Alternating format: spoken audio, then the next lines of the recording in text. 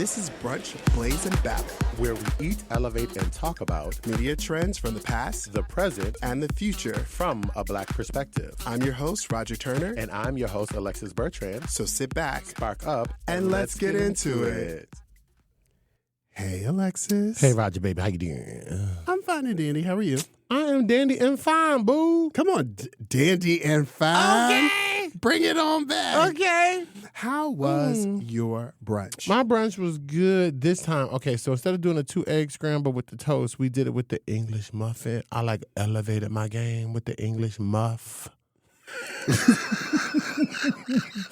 Add a little buttered muff. I don't. That's probably the only time you ever gonna hear me say that. I don't want you to call it an English muff.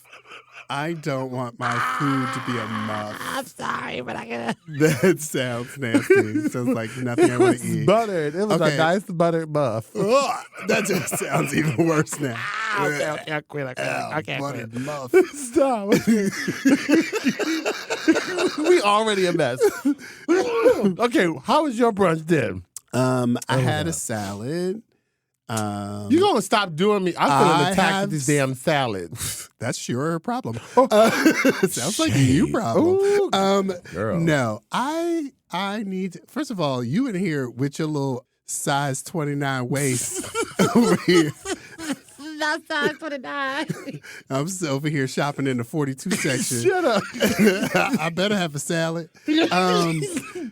No, I've been trying to make my salads a little bit faster because I want to make sure I have all my colorful vegetables and a protein, but I don't want I didn't want tuna or I hear you. or anything I feel like you that on because that. tuna is like the fastest thing to do that. Yeah. So I've been making a protein shake smoothie.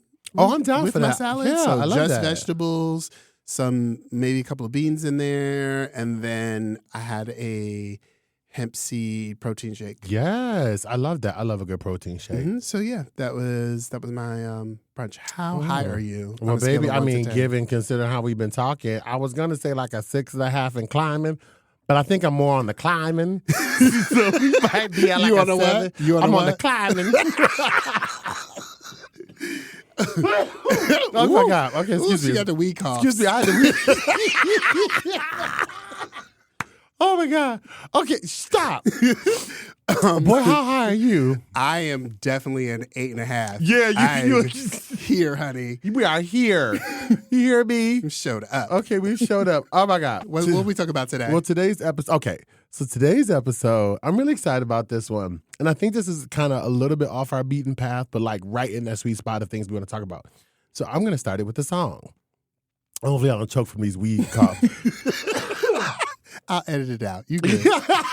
Thank God for editing. All right, see if y'all familiar with this little ditty.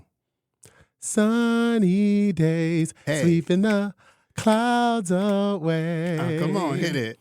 On my way to where the air is sweet. Can you tell me how to get to Sesame Street? Oh, yeah, that's my vibe. Now, that's my vibe. if any of y'all, we were just bopping in the studio, we're just bopping along to that ditty, then you already know, hopefully all the nostalgia and things came back to you, because that is right, Brunchers. We are going to be talking about Sesame Street today. And in lieu of Sesame Street's current precarious Precarious future. Precarious future. We don't know where she going. We don't know where she going or where she gonna land. We have entitled this episode Sesame Street on the street. Yeah, because she about to be on the street. She about to be on the street, y'all. She ain't got no home, honey. Big Bird and Snuffleupagus and Elmo about to be out here, selling that good Okay. cannabis, honey, because they got to pay these bills. Groucho, I'm not taking no roommates in this Oscar gonna be mad. Where all these damn people show Why I up? say Groucho? Oscar. It's okay, because I'm you definitely high. You high. I'm high. Oscar about to be real upset. All these damn people about to show up. So we wanted to give some love to Sesame Street and talk about the origin, the story of it, and ultimately its immeasurable impact on television and children's education. So let's just get into it. I think we're here. I think we're good. So I think it's time for us to pull back the curtain. What you got for us, Roger Baby? Okay, so let's picture it. Okay, I'll picture it. Come on, let me do my good Sophia Petrillo. Yeah, all right. Picture it. Picture it. Boom. America, 1960s. Okay? Mm-hmm. There is a national dialogue around the education gap between urban children and suburban children. Mm-hmm. So inner city children, specifically Black inner city children, have a huge gap in education. They're falling behind. Mm-hmm. Literacy skill rates are lower. Mm-hmm. And Which we can attribute to a lot of things that were happening during that time. That's a whole different pod. That's there's a whole different pod. There's a whole different. Is the reality. But the reality is that we. So the national conversation is coming around. Like the U.S. Department of Education is now announcing that they understood that it has to do with access and money and not a racial issue. It just has to do with the fact that inner cities were not being funded well. And even though that's a racial issue, but that's a whole nother episode. And that, just inner city Black children were not getting the educational preparation they were supposed to get before starting school. Right. So they're seeing that this thing is happening. So Lloyd Morissette with the Carnegie Corporation, if you guys are familiar with Carnegie Corporation is a nonprofit organization that actually funds, it's a funding foundation for education. Okay. And so Lloyd Morissette was commissioned or given the challenge of maybe seeing if they can use television to educate children, because we at the same time that literacy skills are going down, we're finding televisions are in more homes than ever before, and that we're finding out that more and more children are in front of the television. Yes, and I remember that the big question then was, could television be used to educate? And so that was the question, and academics didn't have the answer. In fact, academics didn't want to study it. In fact, academics distanced themselves from television. They because it was still seen as mostly an Yeah. entertainment kind of thing, right? television wasn't doing anything but selling things to people, period.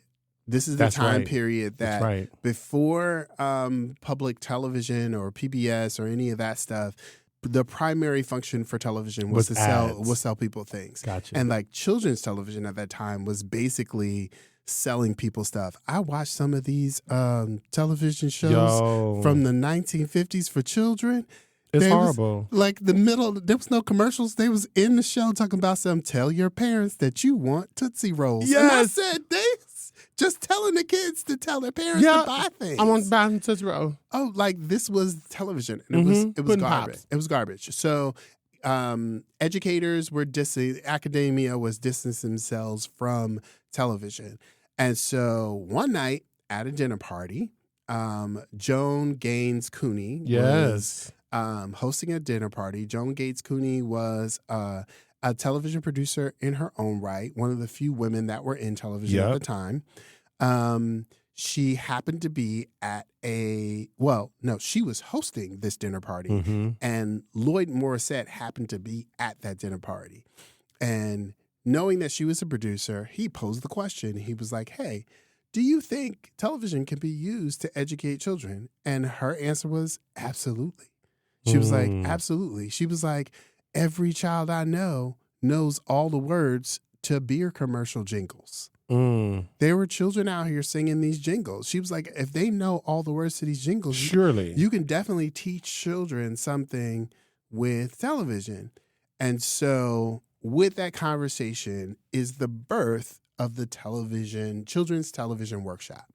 Can we pause there? So can y'all hear that? Like that bit of history right there is so important, because when we think about all of the jingles to not just children's shows, but particularly when we think about 70s, 80s, and 90s is a direct reflection when you had people doing long, drawn out lyrical theme songs to their shows. That was the selling point. That's what got you hooked in to some of these shows, was listening to the hooks from all of the kind of cartoons that we saw. That's why that particular era is so rich with theme songs, because of what you just shared. Like, they launched this network, and we're gonna get to when I think where you're going to go is how this was crafted, and how Sesame Street was crafted really became the blueprint for pretty much children's education. I would say animated shows and some of our own beloved sitcoms literally took their blueprint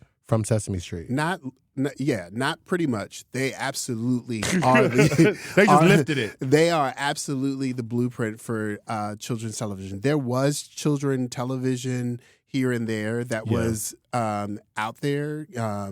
Mr. Rogers, all these different things were already with out the studio there audience kind of thing. There were already children television out here, but nobody was like raising education to the level that Sesame Street Absolutely was. not. So here's the thing. So Joan, so they have this conversation, and then Lloyd immediately drafts Joan for this project to start, figuring out if we can use television to educate children, to teach.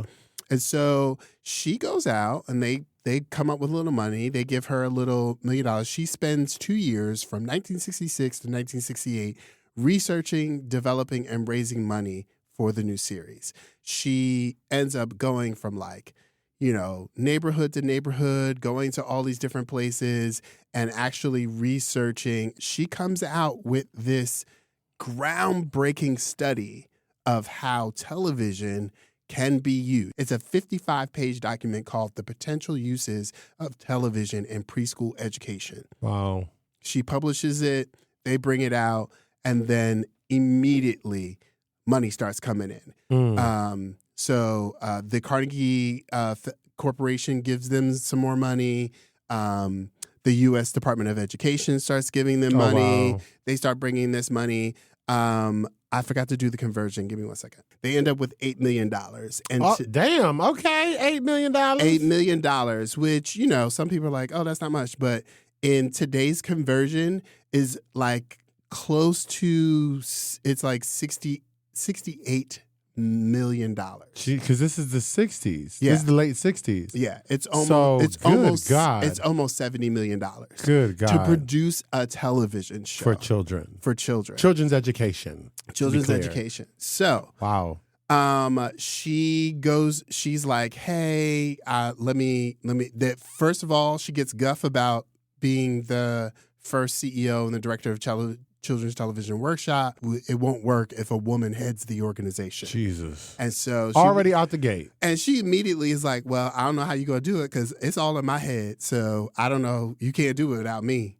I did all this. And so what she basically does is the Children's Television Workshop is basically just this one thing. She brings in a bunch of television producers and a bunch of educators, and they start talking and relaying language and teaching producers the language of pedagogy, and teachers, explain to them definition of pedagogy. Pedagogy is the art of teaching. Yeah. So I'm using big words. Sorry. Go ahead with your big words. Teachers teaching producers pedagogy, and television producers teaching teachers the art of television production. And then taking those two languages and being able to create a process that is a pretty much a book, a manual for children's television.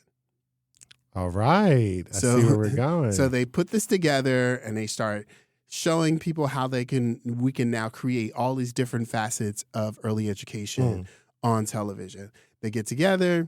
Now it's time to make the show. So Joan drafts TV producer. I was wondering if you were going to say John Stone, but I don't think you're there yet. Yes. John Stone was a veteran television producer. He had been in television production for 25 years before Sesame Street started. Pretty much since the start of broadcasting television. Yeah. Because there hadn't been, I don't think it was 20 years. Was it just 20 years old then? I'm trying to be broadcasting television. Not that they weren't doing things on air, but I think broadcast television was he's probably had been to the Since the beginning. Since the beginning. Yeah. And so she knew he was a talented director and knew he was great at television. And he, at this point, had already retired from television because I didn't know that part.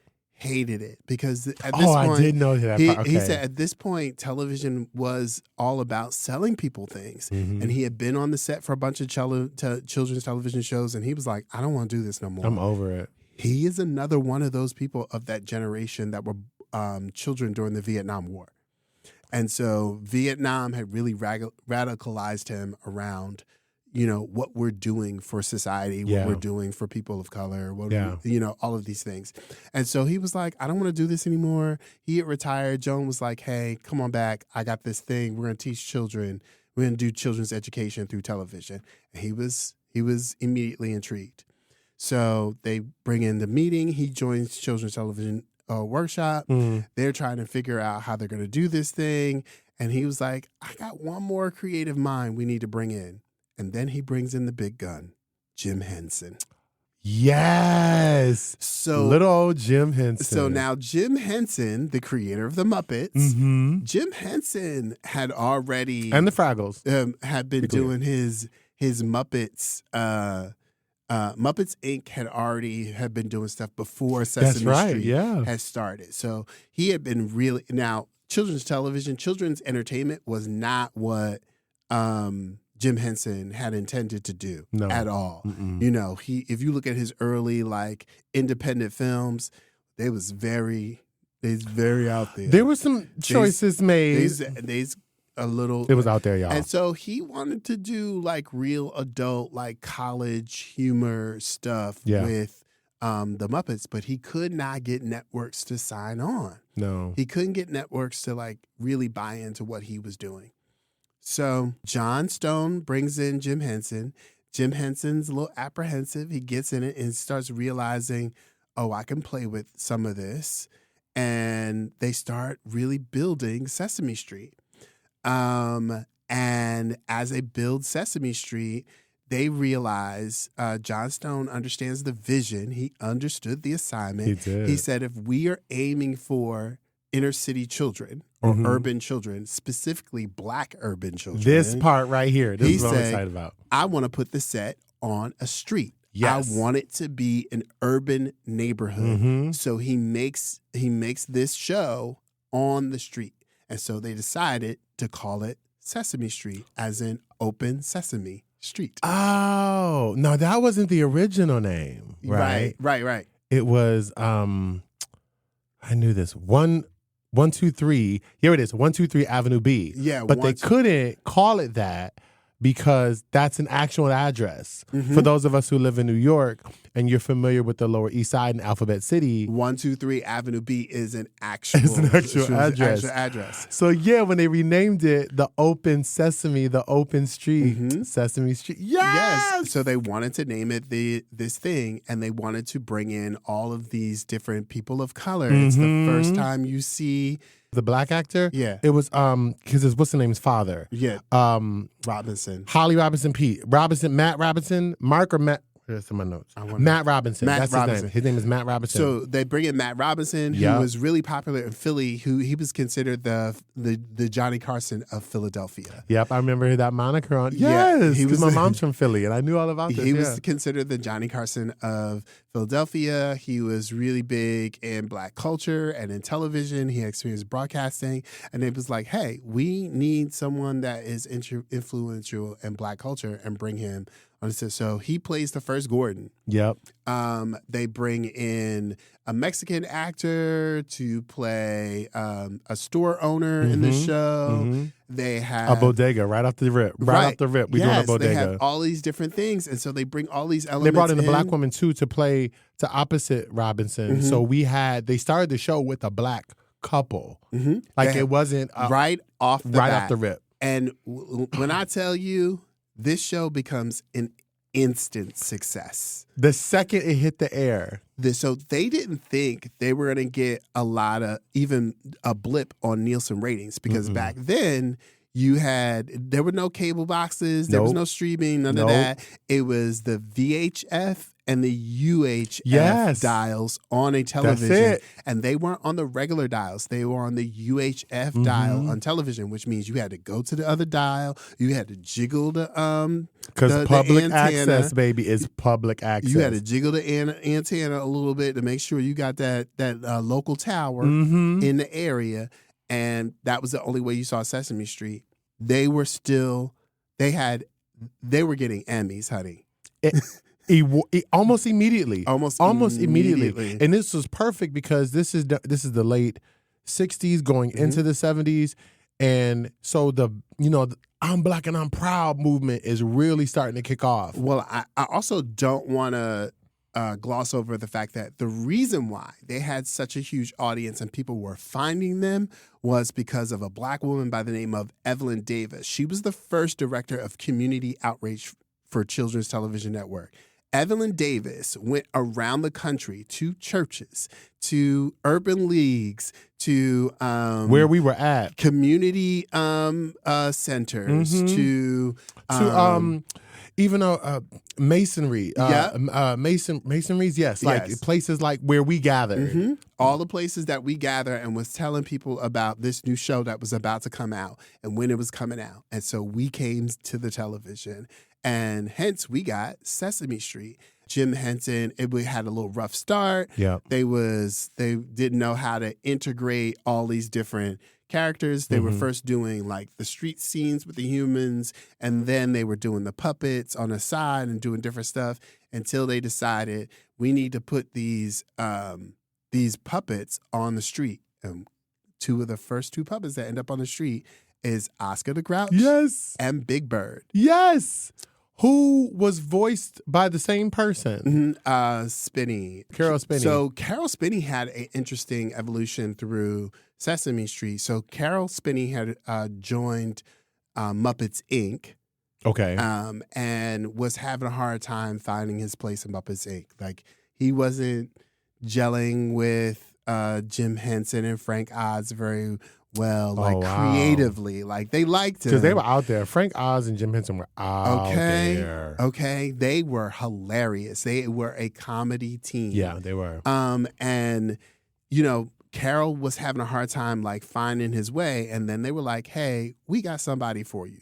So they created Big Bird and said, "Hey, can you put your arm through this big giant head and hold it over your head for hours at a time and do this voice?" And Carol Spinney was the one that changed Big Bird's character from just like a bumbling, walking around bird monster to a giant childlike person. Wow. He was like, I think I'm doing this wrong. I should start playing him like a child. And immediately that's the bird that we fall in love with. Wow. I had no idea. Yeah. And and then the musical genius of the I want to say the guy that of the song, Joe Raspo. Raposo. Yeah, yes. He composed the theme song. Yeah, he composed the theme song, and I believe he came up with brilliant things like "It's Not Easy Being Green." No, yes, and C is for Cookie, which is one of my favorites. He did over 30 songs just for Sesame Street alone. Worked. His IMDb is insane. His kids were like, "We never saw our daddy." We don't know, he's still working. He's still working. He was like just jingling after jingle after jingle. And I think I love bringing him up because Joan really brought in talented people. So not to put a fine point on it, but right, we're talking about a lot of influential white people, right, who wanted to make something that connected to Black and brown audiences in these urban communities, but make it authentic. So it wasn't trying to be performative. And so not only was, okay, we want to make this real, she did all the research, why this is important that we do this way, but she's also bringing in these experts, people who are really, really good at their craft, and to make she this brought happen. the people, because when they brought in Matt Robinson, they didn't just bring him in to be an actor. Matt Robinson was a writer on Sesame Street. Gave him all types of checks. Now, he ends up leaving Sesame Street, Yeah. sadly, because of us. Yeah. It's sadly because of us. So there was all of the characters were voiced by like people like Frank Oz and Jim Henson and Carol Spinney, who are all white people. So with those voices, a lot, even though, you know, they were yellow, green, you know, blue, They sound like purple, white people. a lot of these characters were white identified. Yeah. With the exception of a character called Roosevelt Franklin. Yeah, keep going with this one. Oh my God, I forgot all about Matt this. Robinson creates Roosevelt Franklin. Yeah. And he was like a cool kid in school. He was like the kid with flavor. And he spoke with African American vernacular. He had seasoning on him, y'all. He had seasoning on him, y'all. And he was encouraging learning. He was saying learning, one of the things that made him cool is that he was really excited about learning. And Black people wrote in and said, we don't want this. Who the hell is Roosevelt? That's all it is. We don't want Roosevelt. Sure did. He's making us look like buffoons for us to talk that way. And, you know, respectability politics were a source of survival for us, but also it's been a hindrance to us. Yeah. You know, Matt Robinson got frustrated, ended up leaving Sesame Street. However, it did have a win in its history around integration. It's getting popular all over the country. It's being broadcasted on public television, public access all over the country, except the state of Mississippi. Let's talk about this real quick. So Mississippi chooses not to air Sesame Street, not because it's not popular. Why, y'all? Come on, tell the people why. Well, tell the people why, Roger. But it was clear that Mississippians were not comfortable. A lot of white Mississippians in the 1960s were not comfortable with showing their children a television show that showed a wide variety of inner city neighborhood that was interracial. No. People of color that were main characters that had agency and ownership, and they were parents. And talking in complete sentences, raising families. What is all of this? And so they were not comfortable. So they decided to stop showing. So affiliates, public broadcasting networks in Mississippi stopped airing Sesame Street. This is 1970s, y'all. They were airing everything else but Sesame Street. Ain't this some shit? But one NBC affiliate. Well, here we go. One NBC affiliate, commercial affiliate, stepped up and said, listen, if they not going to show it, we will. We will put it on our... So imagine, you know, PBS Channel 13, there's a show on there. Your neighborhood doesn't want to show it.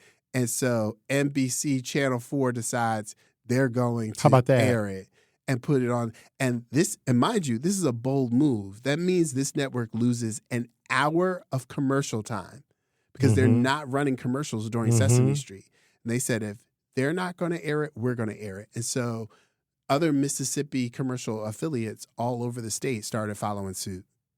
Ain't that about a something? Until eventually, you know, they had no choice. They just had to go ahead and turn over the leaf and start showing Sesame Street because there was a news story and they interview a head of a public access network broadcasting station in Mississippi. And they're like, is it because, you know, Sesame Street is integrated? He was like, well, that's a hard question to answer. And and they were like, you know, we just thought that our kids like this other stuff more. They just thought we don't want them to see the Negroes. And immediately, we just want to see the same reporter starts interviewing little white kids in Mississippi, and they were like, "Do you like Sesame Street?" I like Sesame Street. It's my favorite. It's my favorite show.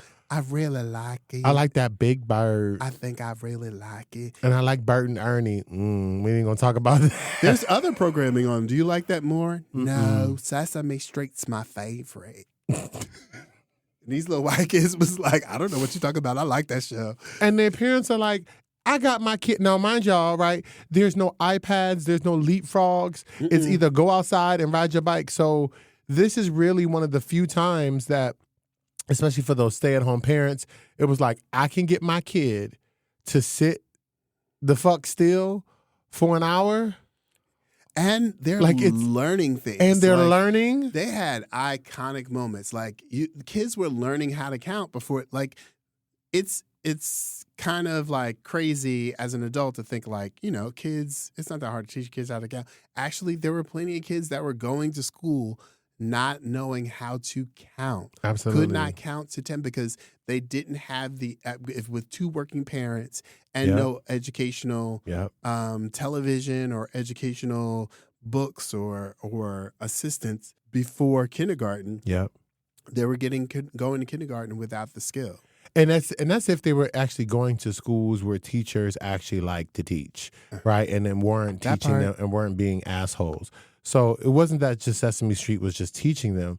It was like inviting you to be a part of the joy of learning. Oh, I forgot to mention that. And that was one of the main directives that Joan Cooney had put into baked into the original. She sure did. This show was not going to talk down to kids. Yes, and that's why I respect like the joy of it all. Like, I'm gonna make it fun, and you should want to learn because this is so fun and this is so inviting. They weren't going to pull punches. They weren't going to. Avoid issues. Yes, so they were addressing things very early on, like death, and like families separating or a different family design, breastfeeding, homelessness. Like they were introducing things, even things now that parents get so up in arms about, because I'm an educator, and they're like, "You're going to teach my kid, you're going to expose my kid to this." Stop. They're going to be okay. They're going to be okay. They're going to be if done in the right way. You can make almost any subject, and I will argue this the boots down. Any subject can be developed as long as it's developmentally appropriate, which is really what Joan and her team got to the heart of. They wanted it to be developmentally appropriate. And as long as it was developmentally appropriate, we can talk about it. And they did. They had this whole, there are two moments that bring me to tears of remembering Sesame Street. It's when Mr. Hooper passes away. Yo, that's too soon, Roger. So the actor that played Mr. Hooper, that had been a long time on the act, he had passed away. They were trying to figure out whether they should just replace Mr. Hooper with another actor, like they did with Gordon, or should they address Do they want to the honor issue? it? They saw it as an opportunity. They used Big Bird's character, who would have been the age of the children that are watching, to explain that Mr. Hooper was not coming back. Yes, I remember that death means that someone doesn't come back, and to hear Big Bird get upset and be sad, and allowed the staff, the cast, to also be sad and cry and show emotion, and also explaining that this is what life is. We at some point and so it was really beautiful. It wasn't fearful. That brought me to tears. What was the second one? The second one this right now was when they had celebrity appearances out the wazoo. Okay, yeah, that's what I want to get to. There's please. A whole host, but one of my favorites was Jesse Jackson. Jesse Jackson has this moment. It's young Jesse. Jesse's very young. He still got the S curl. Is it? Are we permed yet? We might not. No, we might still be permed. This is perm. This is perm Jesse. This ain't S curl Jesse. This is not a S curl Jesse. Because in the that was 80s. Because 80s was not because 80s Jesse was a little J curl. This is 70s Jesse. Okay. 70s Jesse was different. This is 70s Jesse. Jesse was looking young. He didn't have on a suit. Jesse wasn't. This wasn't suit Jesse. Oh. This is Jesse. On the street, organizing in the streets. Oh, Jesse. Okay. So Jesse Jackson is up there, and it's just a street full of children, and he's doing what Jesse does, where he does the call and response. Because you know Jesse Jackson's also Reverend Jesse Jackson. Yes, he can talk now. And he was like, I'm going to say it, and then you repeat it after me. I am, and all the children say, I am somebody. I am beautiful. Yes, and you see young, I'm getting emotional, about to tear up, but you see all these young men and women of color brighten and saying out loud that they are somebody and that they are special. And I was just like, geez, it being in that moment, being in, the 1970s America and the lack of presence of us on television. Yes. And to see someone like Jesse Jackson being on television with all of these kids and instilling that in them and doing that for all those kids that are watching at the same time. Because we have very few options. We have very few shows. We have very few cartoons with characters that look like us. So for this public access, fixing my antenna kind of show, it really was revolutionary, y'all. We just have to put it out there. Yeah. It was. First of all, it was one of the few shows that was extremely fun and entertaining. Yeah. It was educational. I love me some Mr. Rogers, but honey. Child. Honey, Mr. Rogers is very sweet. I couldn't be out. Everybody was so damn calm in this neighborhood. And he was... hello there. But I go low key. I love me some Mr. Rogers. I love Mr. Rogers, but Mr. Rogers was nowhere the high energy of Sesame Street. This had spunk. And you spice had stuff to do. Fire. There's moments you will never forget. If I walked into a room and said 1, 2, 3, 4, 5, 6, 7, 8, 9, 10, 11, 12, somebody's gonna finish it. Yes, they started doing their own commercials, and they were still informative, and they were still educating you. This message is brought to you by the letter Y. Yes, it was so good. Oh my God. Okay. I have to give a few flowers, and I think the first flower that I want to share is the one you brought up. Right? You mentioned Jesse Jackson, and I did a little bit of research, not like Roger Lover, y'all, because I ain't got that brain like that. I ain't got it like that. But when he mentioned there were so many celebrities, I think we're at almost 450 celebrities. Yeah. Have appeared on this show. And correct me if I'm wrong, but I think, do you know who the first one was? Did you find this in your research? The first celebrity? I believe it was James Earl Jones. Yes. Yeah. Which, again, and we bring this up because we did an episode talking about James. And just at that moment, he is the biggest thing for Black people, right? He's the man. And so for him to show up on this children's show in all of his glory. Reciting the alphabet of all things. Reciting the alphabet, you're into it. And then it just becomes this thing. And I love that one of the other celebrities I want to point out is the First Ladies. So there's been a group of First Ladies, they're married to the President of the United States. The First Ladies of the United States. Them girls, right? It started with Hillary. So it started with Hillary, and then both Bush women did it, Barbara and Laura and Michelle. And I bring that up because this is they didn't take on a political stance. No. So any celebrity that came on, it wasn't like I'm coming on to endorse my products or I'm coming on to talk my shtick. It's no, you are entering the Sesame Street universe and you happen to be who you are. Right. You coming over here and you about to do this education over here. That's what you're about to do. We about to give you, first of all, if you were a guest, you got a lesson plan. Yep. If you were a guest star on Sesame Street, you had to be briefed on the lesson plan that you were presenting. I love this. For that particular. Listen, who was your favorite guest appearance? Oh, that's easy. Who? Patti LaBelle. Yeah, absolutely. Okay.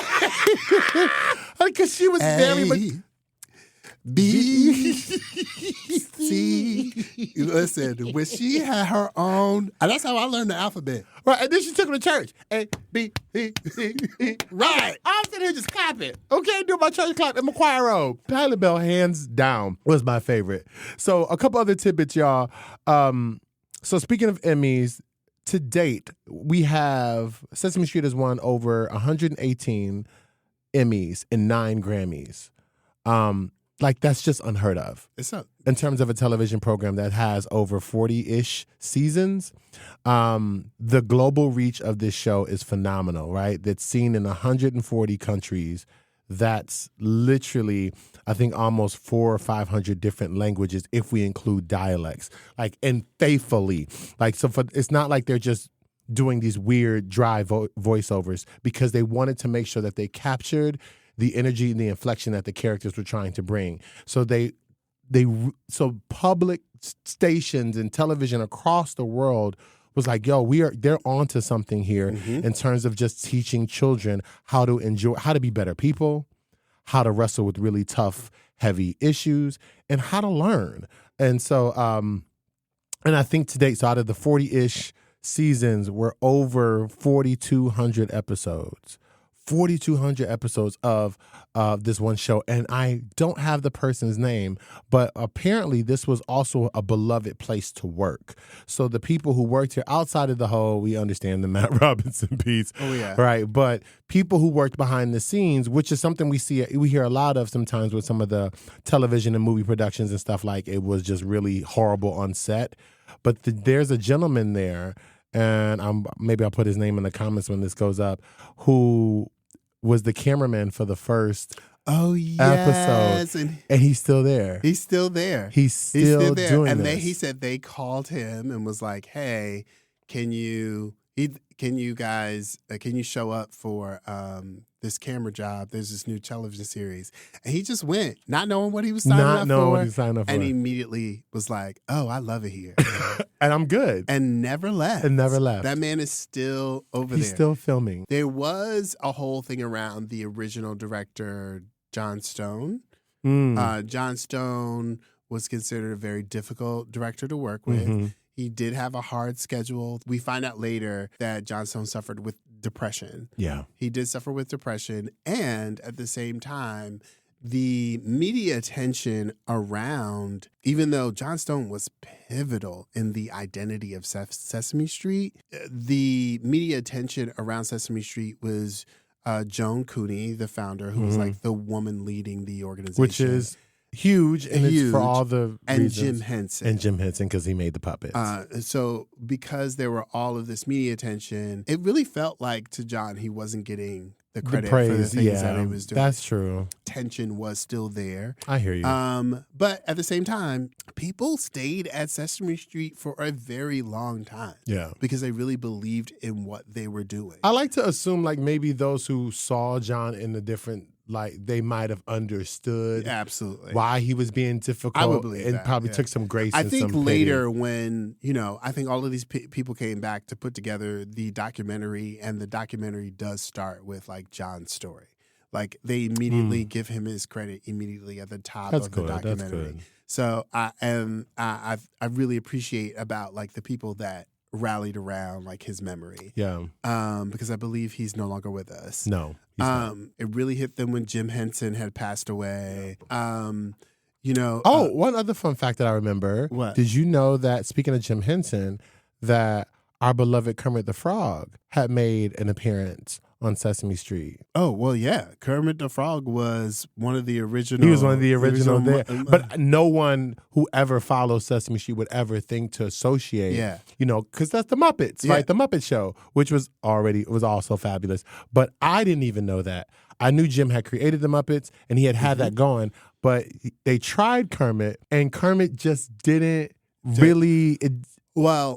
I feel like that's a whole Jim Henson thing. Jim Henson never created Kermit for children. Like Jim Henson. That's right. Going back to what you said earlier. Jim that's Henson right. Always had the envision to be an adult. Yeah. So the Muppet Show was his vision for what he really wanted to do. Right. Because he wanted, you remember the two old guys who sit in the balcony, right? That was supposed to be like, they were supposed to be adults acting all like that. And they kind of were in some way, but he still. He did that thing. Bert and Ernie, honey. Now, we cannot finish this episode and not talk about that.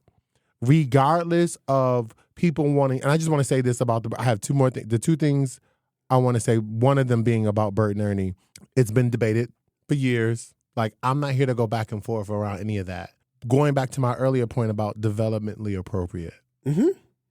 So you just have two people who happen to live in the same house, who happen to identify the same way, who clearly go through life making informed choices, thinking about the other, and having their push and pull and figuring out their relationship stuff.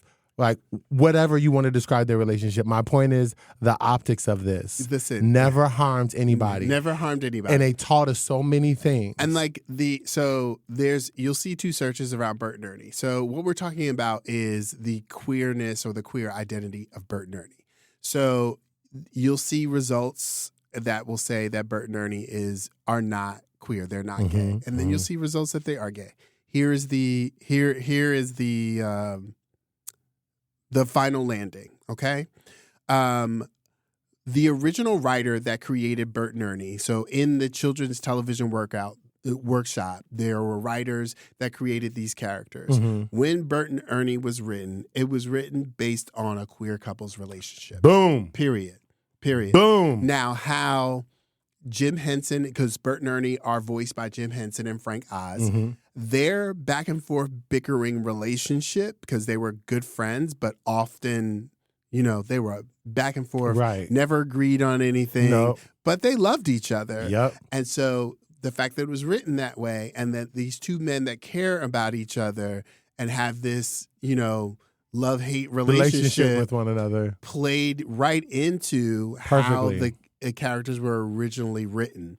So when that statement was made by the writer, Sesame Street, I think they were still Sesame Street Workshop. So Children's Television Workshop is now known as Sesame Workshop. So Sesame Workshop put out the statement that none of the Muppets have a sexual identity. They're Muppets. They don't have sex. They don't have a sexual identity. So no, we don't consider Bert and Ernie gay. And so that is where they stand. They're fine with that. I'm sure they don't play them that way. But their original written, how they were created based on a queer couple. Yes. And yes. So, landing there, point blank to the period, we do not need to pass go. So when people make the argument that Bert and Ernie was somehow devaluing, and somehow leaving these horrible impressions, it was really out of adults' fear for just seeing whatever could be represented. Because, to that point, the show never, in fact, tried to force any kind of sexual identity on any of their characters. My point is that for children of a certain age to see two characters who identify the same way be in relationship, however they want to define it, that way was never a problem. And this is the until adults made it a problem. Is that we adults always want to turn the topic of queer relationship on sex, and make it a gotcha moment. Yeah. Like, you see, I caught you in that. And that, as if it's dirty or something. Where the wholeness of who queer people are is not just about who I like to have sex with. It's about who I love. And that part. What we saw on television at very young ages, you saw two male identifying or man identifying characters that loved each other.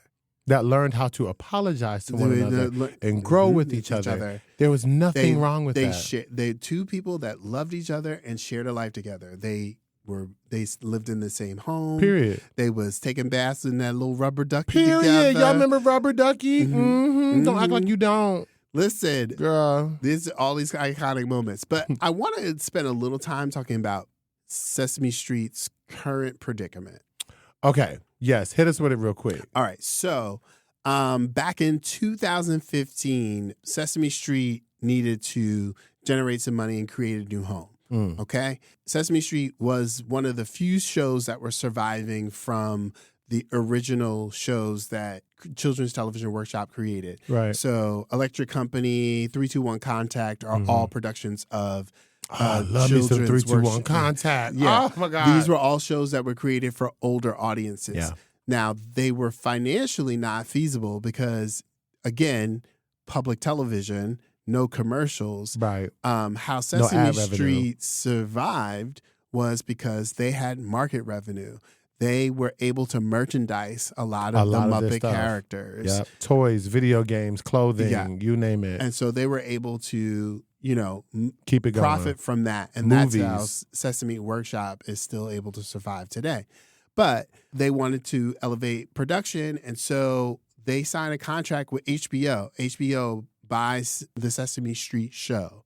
And so in 2015, everybody was up in arms about it because they were like, how's it going to go to Sesame Street? So what they did was they doubled the number of episodes but cut the length of the time of episodes. So Sesame Street went from 1 hour to a half hour and doubled the episodes. Double them. And so they doubled the episodes, they brought them in, and it was still available to public access just a few months after the entire episode aired.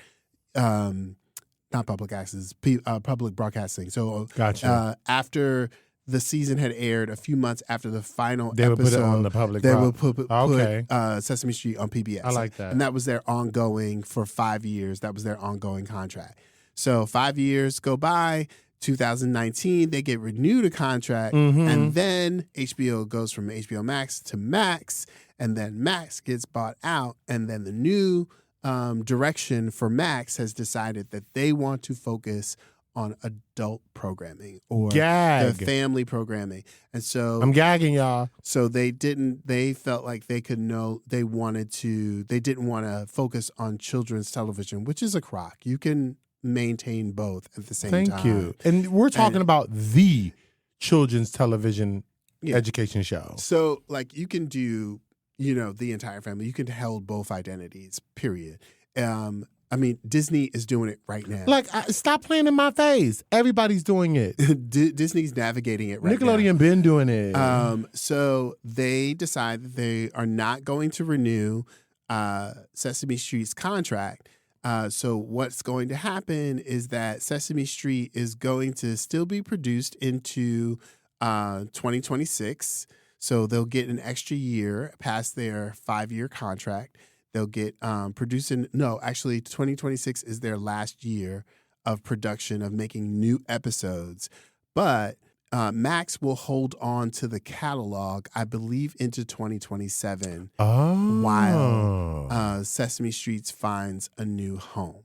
So Sesame Street is out here without a home is shopping around for a deal with other networks. And it's been rumored that the networks that are in line are Netflix, all the big ones, Netflix, Disney Plus, Hulu, Apple Plus. Well, that's same. And then Disney, Hulu. And Paramount. Are all in line to try to bring Sesame Street onto their streaming platform. I wouldn't mind on Paramount. I feel like Disney is the place for Sesame Street. I feel like that would, if they do that gives them like a weird monopoly because they can start doing all types of stuff. I think it would be Disney. I think it would be either. So they also have hired a new COO who has a huge background in digital programming. Revolutionized like IMAX's digital presence and all of these different things. Okay. So they brought him on, and then they have a new CEO. So they have a new COO, new CEO, and they have decided they're going to change the format of Sesame Street to a more narrative format. What were we talking about? So the magazine format of Sesame Street has been a bunch of different short stories and sketches all through the Now we telling a story? Now they want to tell a story. Now, I was uncomfortable with the idea at first. Okay, I don't know about that. But other shows have been doing it and been doing it well. Like other shows, like who? Other shows? One of the most popular children's television shows on television right now, Bluey. Okay. If they're gonna do it that way, I feel that. Okay, yeah. Okay. Yeah, Bluey's doing that could work. Narrative, that could work. It could work. I know Bluey, but it may limit the number of characters they'll put on Sesame Street, which I'm concerned about. So I think that would be good. I think I feel a setup. I smell a setup. What you saying? What you mean? All right. So what's one of the things that makes Sesame Street so valuable? It's longevity. Yeah. It has been around for 50 years. Yeah. It's been around forever. 50 plus years. It's going to be really hard to shop for a new home without its catalog. So, okay. Because Max is letting them go make new episodes, but they're holding on to their catalog At least a year? till 2027. I believe it's 2027. It might be 2028. They're holding on to their catalog 2 years past their contract. I am feeling a setup. I am feeling a whole new rework, regloss. I might not even recognize this Sesame Street anymore. You know what I mean? Well, I new get gloss you, and that who wants to buy the Sesame Street name without its catalog? Can you imagine? I go on my little streaming service to pick up Sesame Street, and it's only got 2 episodes. Nobody. The show is older than all of us. That's what makes Sesame Street such a valuable property for a streaming platform is that you get to have the entire 4,200 episodes. You get to have the entire catalog. Apple need to jump on this because they do have children programming, but it's sparing children programming. Apple is the ones that can afford it and they need it. I bet you they only keep that catalog if somebody come with a different price. I'm with you. And I think any good negotiators would say that, look, we got to have some kind of thing. Because how am I supposed to market the #1 children's education show? Max, if you really, I'm skeptical about Max's sincerity around absolutely supporting them to find a new home. Yep. One of two things could be happening. It could be a setup. They probably didn't want to do the things that they wanted to do. Max was like, we want you to start doing this. We want you to start doing that. And Sesame Workshop was like, absolutely not. We don't do that. We Sesame Street. But my thing is, they almost have 120 we not doing Emmys to their name. We're not doing this. Max ain't got no shows with half of that. We've been doing this. Don't tell us what to do. Because they know what they're doing. Max said, if you're not going to do what we tell you to do, then we're going to destroy you. I think that could be a possibility. Are we ego tripping with a show what show has 120 Emmys? I'm trying to figure this out. I can't get my words out. Right, I'm skeptical. Yeah, I am very I'm high. skeptical too, boo. I'm skeptical. But it could be the other side. It could be like, hey, we're not going to produce anymore. We're going to guarantee you money for these number of years to hold on to your catalog in case it takes you longer to find another home.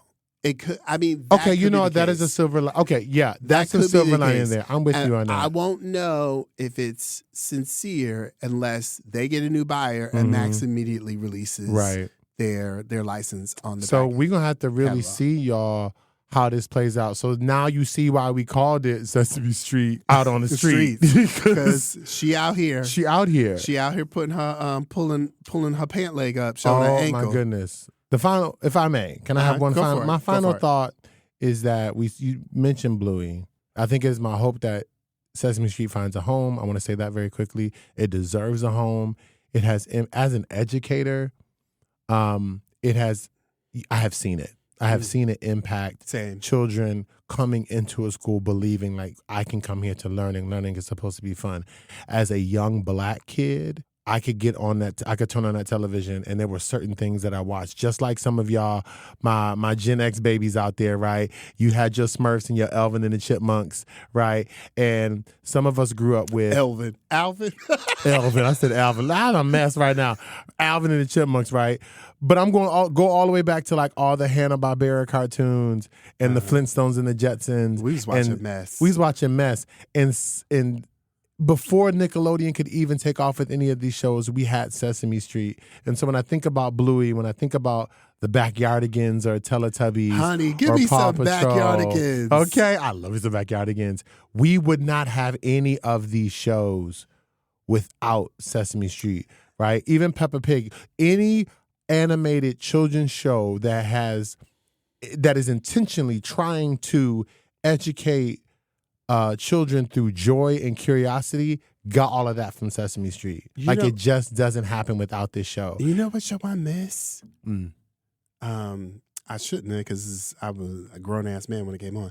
But remember Doc McStuffins? Bitch. Honey. Doc McStuffins had these kids in a choke hold. Doc McStuffins is literally responsible for a whole generation of Black female doctors. Period. They out here saving lives off of Doc McStuffins. Doc McStuffins is responsible for a whole generation of Black women in medicine. And she was super cute. Absolutely. And us even knowing about how to think about health and wellness for our black females. Like yes, absolutely.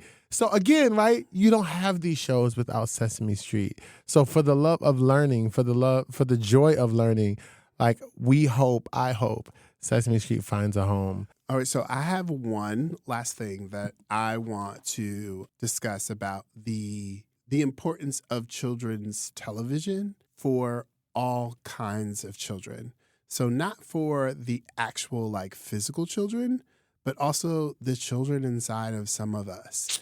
Come on, Roger. Come on. Preach now, shit. There is a full therapy practice of helping people recover from child trauma or childhood abuse and sexual trauma by getting high, whether it be psilocybin, THC, different things, and watching children's television, like quality children's television that talks about like, grief and sharing and belonging and going back to those basics, those emotional basics, and being nurtured and cared for and spoken to a way that some people may not have been spoken to as children. So spend some time with yourself. Try some like nice old episodes of Sesame Street to go to sleep. And it sounds cheesy, but it should be. It should you be. You need that cheese. Some of us need this healing. Sit down and get you some children's television. Watch you something current. Watch you some Steven Universe. And heal your life. Get yourself right. Okay? Rebecca Sugar is out here ministering. She's out here ministering. She's trying to share with the people. Get you some Bluey. Seriously, having a moment with Elmo, having a moment with Big Bird. Okay. I think a lot of us, and we say this a lot of times when we're thinking about therapy and just mental health and wellness, that sometimes the person we need to address is the child in us. Yes, absolutely. And so when you said that, it made me so grateful that even though I grew up what I would say with humble means, we still had enough access that I could access something like Sesame Street. And that is forever in the fabric of my childhood. And that's something that I can go back to. So you're absolutely right about that. Like connecting to the child within you. I'm glad you brought that point up. That's important. Well, I think that is our show for today. Yeah, girl, this was a good one. It was so good. I had a good time. So what you want to tell the people? I want to tell the people, look, be good and be good at it. Be kind to yourselves and walk with grace. And I want you all to know that you are enough just as you are. Thank you for listening, Brunchers. Thank you.